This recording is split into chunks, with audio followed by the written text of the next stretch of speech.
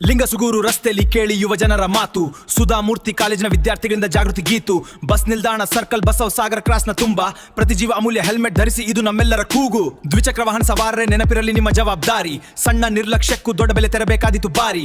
Helmet ಕೇವಲ ನಿಯಮ ಅಲ್ಲ, ನಿಮ್ಮ ಜೀವಕ್ಕೆ ರಕ್ಷೆ. ಅಪಘಾತವಾದರೆ ತಲೆಗೆ ಗಾಯ ಆಗೋದು ತಪ್ಪಿಸುತ್ತೆ ಲಕ್ಷ್ಯ. ಸಂಚಾರ ನಿಯಮ ಪಾಲಿಸಿ, ಸುರಕ್ಷಿತ ಚಾಲನೆ ಕೊಡಿ ಆದ್ಯತೆ. ಪೊಲೀಸರ ಜೊತೆ ವಿದ್ಯಾರ್ಥಿಗಳು ಮಾಡ್ತಿದ್ದಾರೆ ಈ ಮನವಿ ನೀತಿಗೆ. ಸುರಕ್ಷಿತ ಚಾಲನೆಗೆ ಆದ್ಯತೆ ನೀಡಿ, ಸುರಕ್ಷಿತ ಚಾಲನೆಗೆ ಆದ್ಯತೆ ನೀಡಿ.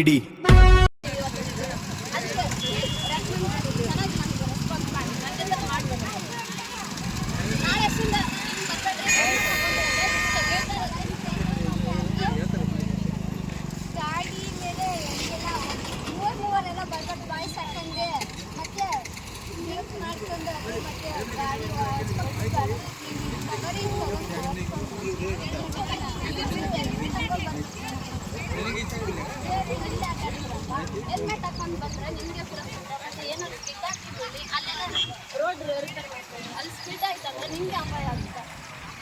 ನಾನು ಹಾಕೊಂಡು ವಾಹನಗಳನ್ನು ಚಲಿಸಬಾರ್ದು. ನಿಮ್ಮ ಅಪಾಯ ಮನೆಯಲ್ಲಿ ಅಪಾಯ ನೀವು ಹೆಲ್ಮೆಟ್ ಹಾಕೊಂಡೇ ಓಡಿಸ್ಬೇಕು.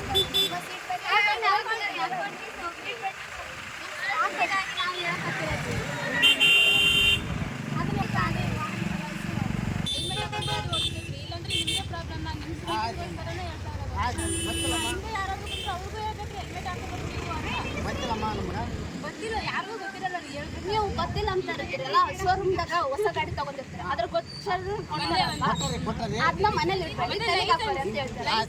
ನಾಳೆ ಅಷ್ಟು ಹಾಕೊಂಡ್ಬರ್ತೀವಿ, ಹಿಂಗೆಲ್ಲ ಹೋಗ್ಬರ್ತೀವಿ. ಮತ್ತೆ ನೀವು ಹೋಗತ್ತೆ ನೀವು ಫೋನಲ್ಲೆಲ್ಲ ಮಾತಾಡ್ಬೋದು.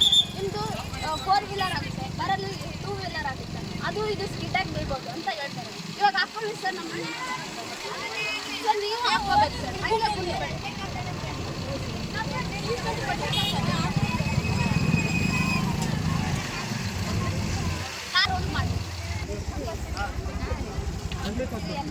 ಮೊಬೈಲ್ ಯೂಸ್ ಮಾಡಬೇಡಿ.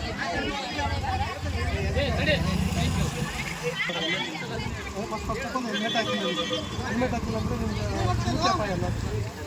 ಕೈಕಾಲ ಮುರಿದರೆ ನೀವು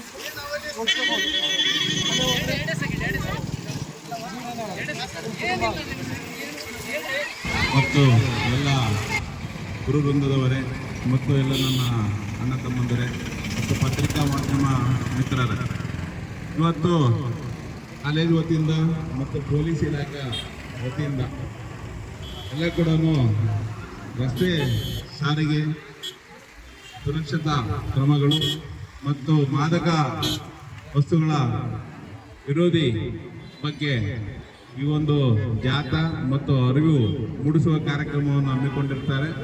ಅದಕ್ಕಾಗಿ ಪ್ರಪ್ರಥಮವಾಗಿ ನಮ್ಮ ಕಾಲೇಜು ಯಜಮಾನವರಿಗೆ, ಪ್ರಿನ್ಸಿಪಾಲ್ ಅವರಿಗೆ ಮತ್ತು ವಿದ್ಯಾರ್ಥಿನಿಯರಿಗೆ ಮತ್ತು ಗುರು ವೃಂದಕ್ಕೆ ನಮ್ಮ ಇಲಾಖೆ ವತಿಯಿಂದ ಮತ್ತು ಸಾರ್ವಜನಿಕ ವತಿಯಿಂದ ನಾನು ಅಭಿನಂದನೆಗಳನ್ನು ಸಲ್ಲಿಸ್ತಾ ಇದ್ದೇನೆ.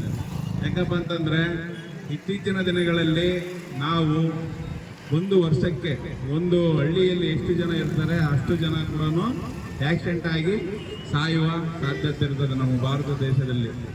ಅದು ಎದಕ್ಕೆ ಸಾಯ್ತಾರಪ್ಪ ಅಂತಂದರೆ ಮದ್ಯಪಾನ ಸೇವನೆ ಮಾಡಿ ವಾಹನ ಚಲಾವಣೆ ಮಾಡೋದ್ರಿಂದ ಮತ್ತು ದ್ವಿಚಕ್ರ ವಾಹನಗಳನ್ನು ಚಲಾವಣೆ ಮಾಡುವಾಗ ಹೆಲ್ಮೆಟ್ ಹಾಕದೆ ಚಲಾವಣೆ ಮಾಡ್ತಾರೆ.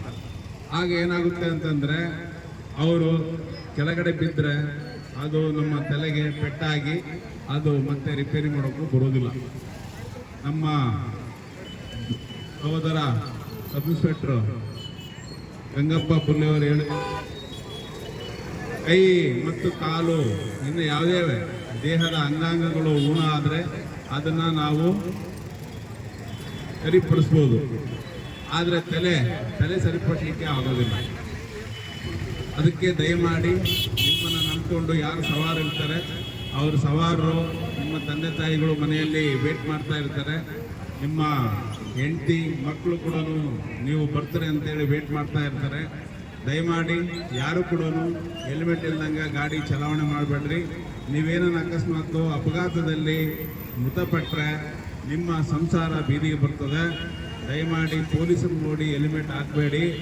ನಿಮ್ಮ ತಂದೆ ತಾಯಿ ಶ್ರೀಮತಿ ಮತ್ತು ಮಕ್ಕಳು ಅವ್ರು ನೋಡಿ ನೀವು ಹೆಲ್ಮೆಟ್ ಧರಿಸ್ರಿ. ನೀವು ಉಳಿದ್ರೆ ನಿಮ್ಮ ಸಂಸಾರ ಉಳಿದಂತೆ. ನೀವು